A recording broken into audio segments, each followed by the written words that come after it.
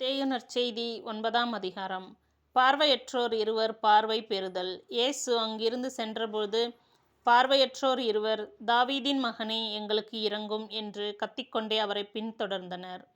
அவர் வீடு வந்து சேர்ந்ததும் அந்த பார்வையற்றோரும் அவரிடம் வந்தனர். இயேசு அவர்களை பார்த்து, நான் இதை செய்ய முடியும் என நம்புகிறீர்களா என்று கேட்டார். அதற்கு அவர்கள், ஆம் ஐயா என்றார்கள். பின்பு அவர் அவர்களின் கண்களை தொட்டு, நீங்கள் நம்பியபடியே உங்களுக்கு நிகழட்டும் என்றார். உடனே அவர்களின் கண்கள் திறந்தன. இயேசு அவர்களை நோக்கி, யாரும் இதை அறியாதபடி பார்த்து கொள்ளுங்கள் என்று மிக கண்டிப்பாக கூறினார். ஆனால் அவர்கள் வெளியே போய் நாடெங்கும் அவரை பற்றிய நற்செய்தியை பரப்பினார்கள். பேச்சிழந்தவர் பேசுதல். அவர்களை சென்ற பின் பேய் பிடித்து பேச்சிழந்த ஒருவரை சிலர் அவரிடம் கொண்டு வந்தனர். பேயை அவர் ஓட்டியதும் பேச இயலாத அவர் பேசினார். மக்கள் கூட்டத்தினர் வியப்புற்று, இஸ்ரேலில் இப்படி ஒருபோதும் கண்டதில்லை என்றனர்.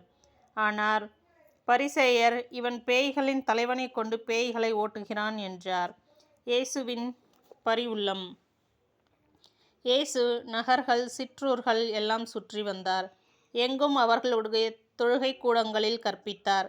விண்ணரசை பற்றிய நற்செய்தியை பறைசாற்றினார். நோய் நொடிகள் அனைத்தையும் குணமாக்கினார். திரண்டிருந்த மக்களை அவர் கண்டபோது அவர்கள் மேல் பரிவு கொண்டார். அவர்கள் ஆயரில்லா ஆடுகளைப் போல் அலைகழிக்கப்பட்டு சோர்ந்து காணப்பட்டார்கள். அப்பொழுது அவர் தம் சீடரை நோக்கி, அறுவடை மிகுதி, வேலையாள்களோ குறைவு. ஆகையால் தேவையான வேலையாட்களை தமது அறுவடைக்கு அனுப்பும்படி அறுவடையின் உரிமையாளரிடம் மன்றாடுங்கள் என்றார். ஆமென்.